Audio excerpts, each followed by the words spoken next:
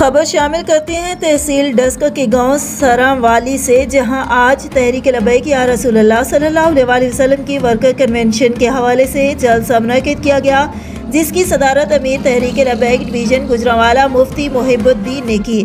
مزید تفصیل جانتے ہیں اپنے نمائندے محمد شہباز سے۔ جی شہباز، تمام تفصیلات سے آگاہ کیجیے گا۔ تحریک لبیک پاکستان حلقہ پی پی 41 کے زیر اہتمام رائل پیلس سرام والی میں عظیم الشان تربیتی کنونشن کا انعقاد کیا گیا، جس میں امیر T L P division Gujranwala مفتی محب الدین، محترم جناب بلال احمد مرکزی ناظم الیکشن سیل، علامہ فضل حق سلطانی سرپرست اعلیٰ ضلع سیالکوٹ، مولانا یاسر القادری ناظم اعلیٰ ضلع سیالکوٹ، مولانا قاری عارف حسین نائب امیر ضلع سیالکوٹ، مولانا قاری ناصر محمود ڈوگر نقشبندی رابطہ ناظم برائے تنظیم ضلع سیالکوٹ، مولانا معظم علی رضوی نے خصوصی شرکت کی۔ مقررین نے اظہار خیال کرتے ہوئے کہا کہ تحریک لبیک پاکستان بلدیاتی انتخابات میں بھرپور حصہ لے کر کامیابی حاصل کرے گی۔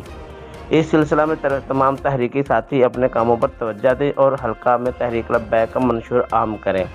میں ہوں محمد شہباز، میو نیوز بیورو چیف سیالکوٹ۔